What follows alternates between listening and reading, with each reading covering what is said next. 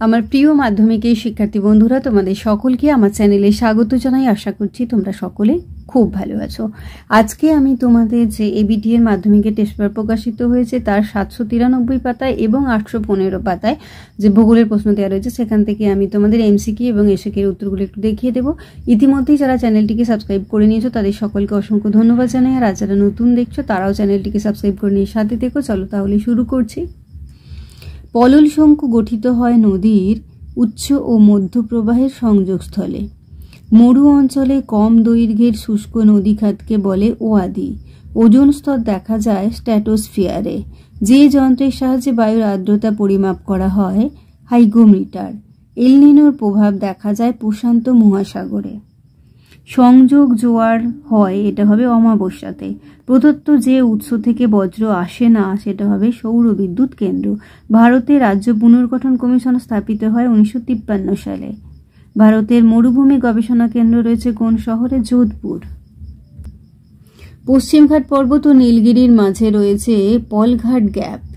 ভারতে মৃত্তিকা সংরক্ষণে গৃহীত একটি পদ্ধতি হল ফালি চাষ। ভারতে কফি উৎপাদনের প্রথম স্থানাধিকারী রাজ্য হল কর্ণাটক। ভারতে রুর বলা হয় দুর্গাপুরকে। ভূ বৈচিত্র্যসূচক মানচিত্র ভারতে তৈরি করে যে সংস্থা তা হল SOI।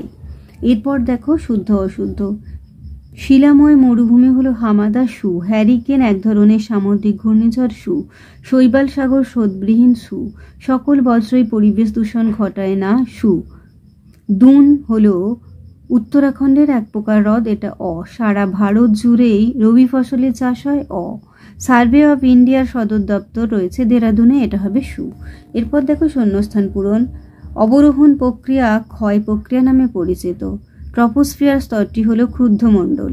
পৃথিবী চাঁদের মধ্যবর্তী সবচেয়ে কম দূরত্বকে পেরিজি বলে। সেলুলোজ বজ্র কাগজ শিল্প থেকে নির্গত হয়। পেনগঙ্গা গোদাবরী নদীর উপনদী। লাক্ষা ও মিনিকয় প্রবাল দ্বীপ নামে পরিচিত। উত্তর ভারতের এটা হবে গুরগাঁও স্থানে বৃহদায়তন মোটর গাড়ি শিল্প গড়ে উঠেছে। এরপরে দেখো একটি বা দুটি শব্দে উত্তর দাও। বায়ু প্রবাহের সমান্তরালে গঠিত বালিয়াড়ির নাম কি? এটা হবে সিপ। তুষার ভক্ষক কোন বায়ুকে বলা হয়? এটা হবে চিনুক। পৃথিবীর বৃহত্তম মগ্নচড়া কোনটি? Grand bank. কোন রাজ্য ভেঙে তেলেঙ্গানা গঠিত হয়েছে? অন্ধ্রপ্রদেশ। আসামে কালবৈশাখীর নাম কি? এটা হবে বরদইছিলা। ভারতে ডেট্রয়েট কোন শহরকে বলা হয়? চেন্নাই। কোন রাজ্যে সাক্ষরতার হার সবচেয়ে কম? বিহার। কোন রেখার মাধ্যমে টপোগ্রাফিক্যাল মানচিত্রে উচ্চতা দেখানো হয়? এটা হবে সমোন্নতি রেখা। স্তম্ভ মেলানো দেখো ইসরো হয়ে যাবে। রকেট উৎক্ষেপণ কেন্দ্র চিল্কা হয়ে যাবে। এশিয়ার বৃহত্তম হ্রদ লু।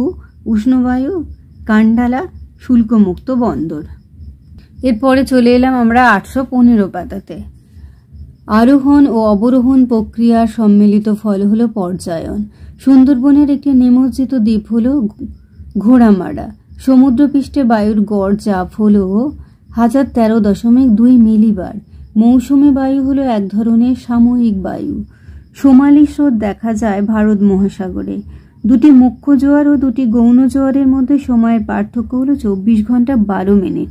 তেজস্ক্রিয় বজ্রের উৎস হল ইউরেনিয়াম। ভারত ও পাকিস্তানের সীমানা নির্দেশ করে র্যাডক্লিফ লাইন। ভারতে অবস্থিত হিমালয়ের সর্বোচ্চ শৃঙ্গের নাম হলো কাঞ্চনজঙ্ঘা। ভারতে পশ্চিমী ঝঞ্ঝা দেখা যায় শীত ঋতুতে। তৃষ্ণার্ত ফসল বলা হয় যে ফসলকে, তা হলো কোয়েম্বাটুরকে। 2011 সালের আদমশুমারি অনুসারে ভারতের সর্বাধিক জনঘনত্বপূর্ণ রাজ্য হয়ে গেল বিহার। এরপর দেখো 72 m/10 মানচিত্রে সংখ্যাসূচক স্কেল হলো, এটা হয়ে যাবে 1:25000। এবার শুদ্ধ অশুদ্ধ দেখো। মরুভূমিতে ব্যাঙের ছাতার মতো ভূমিরূপকে জিউগেন বলে অ। ওজোন স্তরকে প্রাকৃতিক সৌরপর্দা বলে সু। হিমপ্রাচীর বরাবর কুয়াশাচ্ছন্ন আবহাওয়া দেখা যায় সু। লিচেট ভৌমজলকে দূষিত করে না অ। ভারতে বৃষ্টির জল সংরক্ষণে অগ্রণী রাজ্য হলো তামিলনাড়ু সু। মৃত্তিকা সংরক্ষণের প্রধান উপায় হলো বৃক্ষরোপণ সু। উপগ্রহ চিত্রে বিভিন্ন প্রতীকের সাহায্যে ভৌগোলিক বৈশিষ্ট্যগুলিকে বোঝানো হয়, এটা হবে সু। এরপর দেখো উপযুক্ত শব্দ বসিয়ে শূন্যস্থান পূরণ। ভারতের বৃহত্তম গবেষণা কেন্দ্র বনভূমি গবেষণা কেন্দ্র অবস্থিত, এটা হবে দেরাদুন। আকাশে মেঘাচ্ছন্নতার হিসাব, এটা হবে অক্টাস এককে প্রকাশ করা হয়। বায়ুর আর্দ্রতা মাপা হয়, এটা হবে হাইগ্রোমিটার যন্ত্রের সাহায্যে। চাঁদ, পৃথিবী, সূর্যের সরল রৈখিক অবস্থানকে এটা হবে সিজিগি বলে। মালাবার উপকূলের উপহ্রদগুলিকে স্থানীয় ভাষায় কয়াল বলে।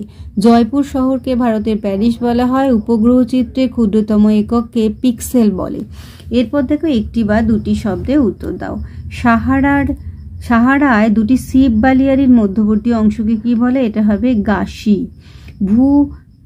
ভূমধ্যসাগরীয় জলবায়ু অঞ্চলে কোন ঋতুতে বৃষ্টিপাত হয়? এটা হবে শীত ঋতুতে। হিমপ্রাচীর কোন মহাসাগরে দেখা যায়? আটলান্টিক। কোন নদীর ওপর ভাকরা নাঙ্গাল বাদ দেওয়া হয়েছে? এটা হবে শতদ্র। কোন বন্দরকে আরব সাগরের রানী বলা হয়? কোচিন বন্দরকে। প্লাস্টিক কোন ধরনের বজ্র? অজৈব অভঙ্গুর। পৃথিবীর বৃহত্তম ম্যানগ্রোভ অরণ্য কোথায় অবস্থিত? সুন্দরবনে। উপগ্রহ চিত্রে বনভূমিকে কি রঙের সাহায্যে দেখানো হয়? এটা হবে লাল। এরপর দেখো স্তম্ভ মেলানো। সিলিকন ভ্যালি এটা হয়ে যাবে বেঙ্গালুরু। কফি গবেষণা কেন্দ্র চিকমাগালুর। মগ্নচড়া প্ল্যাঙ্কটন। কারেওয়া এটা হয়ে যাবে জম্মু ও কাশ্মীর। তাহলে আমার প্রিয় মাধ্যমিকের শিক্ষার্থী বন্ধুরা, আজকে তোমাদের আমি যে এবিটিএ টেস্ট পেপার প্রকাশিত হয়েছে তার 793 পাতায় এবং 815 পাতায় যে ভূগোলের প্রশ্ন দেওয়া রয়েছে সেখান থেকে আমি তোমাদের এমসিকিউ এবং এসিকিউর উত্তরগুলো দেখে দিলাম। আশা করছি সকলেই বুঝতে পেরেছো। ভিডিওটি দেখার জন্য তোমাদের সকলকে অসংখ্য ধন্যবাদ জানাই। ভালো লাগলে লাইক করো, কমেন্ট করো, বন্ধুদের মধ্যে শেয়ার করো এবং আগামী দিনে নতুন নতুন ক্লাসগুলো পাওয়ার জন্য অবশ্যই চ্যানেলটিকে সাবস্ক্রাইব করে নিয়ে সাথে থেকো। আর তোমরা সকলে খুব ভালো থেকো।